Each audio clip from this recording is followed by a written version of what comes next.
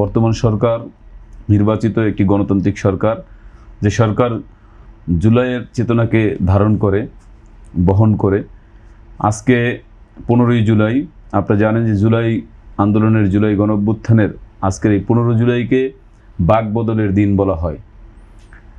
আমরা কিছুক্ষণ আগে ঢাকা বিশ্ববিদ্যালয়ে জুলাই আন্দোলনের 2য় বর্ষপূর্তিতে বাকবদলের দিন হিসেবে এই দিবসটি উপলক্ষে আমরা একটি কর্মসূচিও করেছি।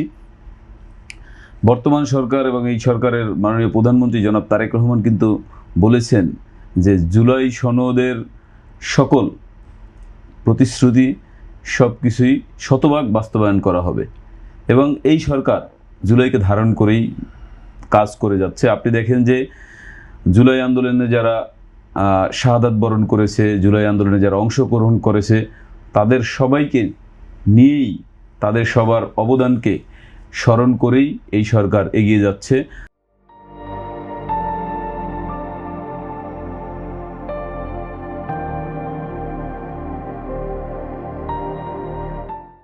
জুলাই স্মৃতি জাদুঘর, যেটা নিয়ে এই গত 2 বছরে অনেক প্রশ্ন ছিল, সেই জুলাই স্মৃতি জাদুঘর উদ্বোধনের তারিখ আগামী 5ই আগস্ট, এই যে জুলাই আগস্ট গণঅভ্যুত্থানের 2য় বর্ষপূর্তিতে এটার উদ্বোধন করবেন মাননীয় প্রধানমন্ত্রী জনাব তারেক রহমান।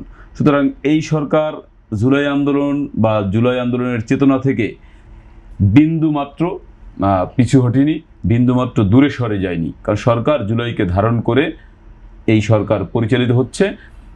যত কিছু হচ্ছে সব কিছুতে জুলাই আন্দোলনকে, এই আন্দোলনে যারা অংশগ্রহণ করেছে, এই আন্দোলনে যারা শাহাদাত বরণ করেছে, এই আন্দোলনে যারা আহত হয়েছে, সবার প্রতি সবাইকে অগ্রাধিকার দিয়ে সরকার সেই জুলাইয়ের আকাঙ্ক্ষা বাস্তবায়ন করছে না। এই ধরনের আত্মবিশ্বাসের ঘাটতি আসলে কেন?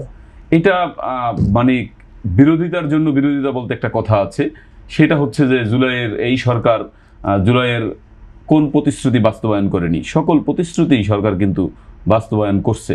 জুলাই আন্দোলনের যে বর্ষপূর্তিতে আপনি দেখবেন যে জুলাই শহীদদেরকে সম্মাননা দেওয়া হয়েছে, তাদের যে প্রাপ্য সেটা দেয়া হচ্ছে।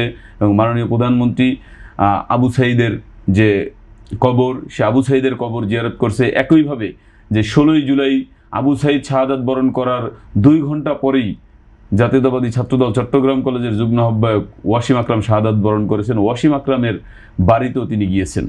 এমনকি আমরা জুলাই আন্দোলনের যত শহীদ ছিল প্রায় 1500 সরকারি হিসাব অনুযায়ী, সেই সকল শহীদদের বিষয়ে জাতীয়তাবাদী দলের পক্ষ থেকে খোঁজখবর রাখা হচ্ছে এবং তাদের পরিবারের খবর রাখা হচ্ছে।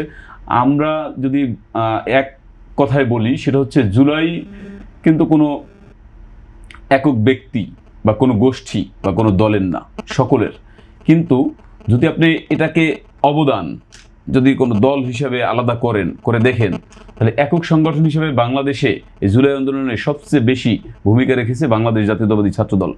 এই সংগঠনের কেবলমাত্র ছাত্রদলেরই 143 জন ভাই শাহাদাত বরণ করেছে এই জুলাই আন্দোলনে। আমি নিজের কথাও বলি, আমি কিন্তু 19শে জুলাই খুনি ফ্যাসিস্ট হাসিনার পেটোয়া বাহিনীর হামলায় আহত হয়েছি।